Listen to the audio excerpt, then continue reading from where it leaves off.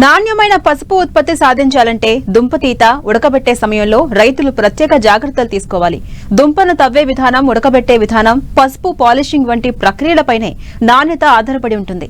దీన్ని post harvest technology అంటారు. అధిక దిగుబడి సాధించినప్పటికీ మార్కెట్లో అధిక ధర పొందాలంటే నాణ్యతే ప్రామాణికంగా ఉంటుంది. కాబట్టి దీనిపై ప్రతి రైతు తగిన అవగాహన కలిగి ఉండాలంటూ నాణ్యమైన పసుపు ఉత్పత్తికి అనుసరించాల్సిన ఆధునిక పద్ధతుల గురించి తెలియజేస్తున్నారు శాస్త్రవేత్త డాక్టర్ సుధా జాకబ్.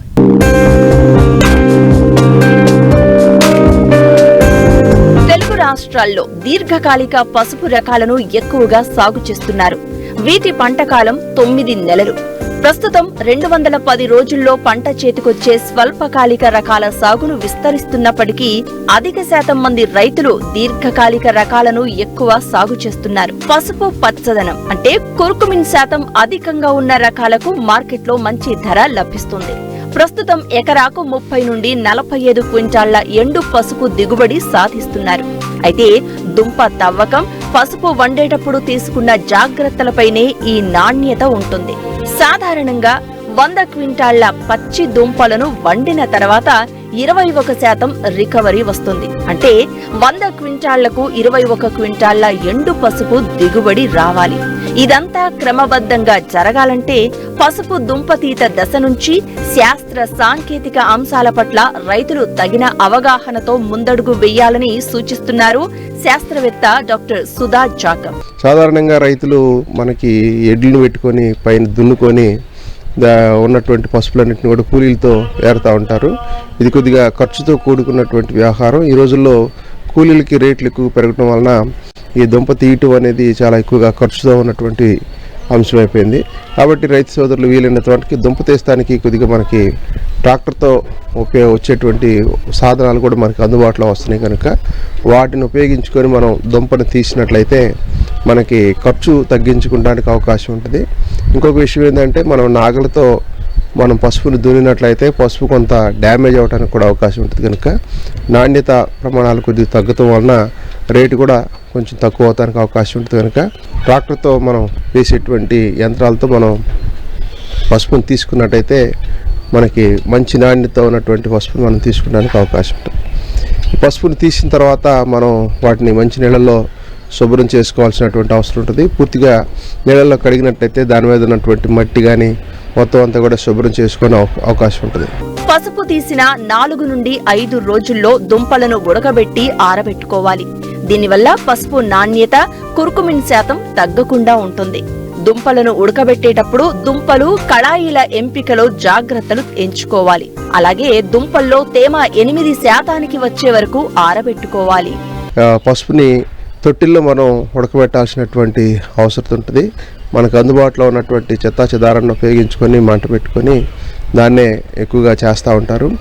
ఈ 45 సెంటీమీటర్లు, 55 సెంటీమీటర్లు, తర్వాత 90 సెంటీమీటర్లు ఉండేటువంటి తొట్టిల్ని మనం తీసుకొని జాలీలాగా ఉండేటువంటిని తీసుకొని దాంట్లో మనం పసుపు నింపుకొని కింద ఉన్నటువంటి కళాయిల్లో నీళ్లు పోసుకొని వాటిలో మనం దింపుకున్నట్టయితే మనకి ఉడకబెట్టుకోవడానికి అవకాశం ఉంటుంది. మనం ఉడకబెట్టడానికి ముందే మనకి ఈ దుంపల్ని, తల్లిదుంపలు, పిల్ల దుంపలు మొత్తం వాటిని వేరువేరుగా చేసుకొని ఉడకబెట్టుకున్నట్టయితే మంచి నాణ్యత రావడానికి మనకు అవకాశం ఉంటుంది అన్నమాట. ఈ పసుపుని నింపినటువంటి జాలీలో ఉన్నటువంటి ఆ తొట్టిని మనం నింపినట్టయితే దాంట్లో ఉన్నటువంటి వేడి నీటి ద్వారా ఇది ఉడకడానికి అవకాశం ఉంటుంది. దాదాపు 45 నుంచి ఒక 60 నిమిషాల పాటు మనం ఇది ఉడకాల్సినటువంటి అవసరం ఉంటుంది. ఉడికిందని తెలుసుకోవడానికి ఉన్నటువంటి లక్షణాలు ఏంటంటే ఈ పైన నొరగొస్తూ ఉంటుంది, తెల్లటి నొరగొస్తూ ఉంటుంది. మంచి సువాసనతో మనకి స్మెల్ కూడా మనం గమనించడానికి అవకాశం ఉంటుంది. ఒకవేళ మనం తీసినట్టయితే దాంట్లో నుంచి మెత్తగా దుంప ఉంటుంది. ఒక పుల్లను కానీ దాంట్లో మనం గుచ్చినట్టయితే స్టాఫీగా అది పూర్తిగా గుచ్చుకోవడానికి అవకాశం ఉంటుంది. ఈ లక్షణాలు గమనించినట్టయితే దుంప మనం పూర్తిగా ఉడికిందని మనకి అనుకోవచ్చు. మనకి శుభ్రమైనటువంటి నీళ్ళని మాత్రమే ఉపయోగించుకొని మనం పసుపుని ఉడకబెట్టుకున్నట్టయితే మంచి నాణ్యమైనటువంటి పసుపుని మనం తయారు చేసుకోవడానికి అవకాశం ఉంటుంది. ఉడకబెట్టిన తర్వాత తీసినటువంటి ఈ పసుపు కొమ్ముల్ని మనం ఒక కుప్పలాగా పోసుకోవాలి. మనం అట్లాగే ఒక రోజు ఉంచిన తర్వాత రోజు మనం వాటిని పల్చగా మనకి కళ్ళాల్లో మనం ఆరబెట్టుకోవాలి. ఆరబెట్టుకోవడం వలన ఈ పసుపు కొమ్ములన్నీ సమానంగా ఎండిపోతానికి అవకాశం ఉంటుంది. తద్వారా దాంట్లో ఎటువంటి శిలీంధ్రాలు కానీ అభివృద్ధి కాకుండా ఉంటుంది. దాని ద్వారా ఎక్కువ కాలం మనకి పసుపు కొమ్ములు నిల్వ చేసుకోవడానికి అవకాశం ఉంటుంది. మధ్యలో మధ్యాహ్నం టైంలో మనం తిరగేస్తూ ఉండాలి. దాని ద్వారా లోపల ఉన్నటువంటి తేమ శాతాన్ని మనం అనుకున్న విధంగా తగ్గించుకోవడానికి అవకాశం ఉంటుంది. మనం పూర్తిగా దాదాపు ఒక 14-15 రోజులు మనం ఈ విధంగా మంచి ఎండలో ఆరబెట్టినట్టయితే లోపల ఉన్నటువంటి తేమ శాతం 8% రావడానికి అవకాశం ఉంటుంది. ఈ సమయంలో కానీ మనం పసుపు కొమ్ముల్ని విడిచినట్లయితే కంచులాగా కణకణమని చెప్పి సౌండ్ వస్తూ ఉంటుంది.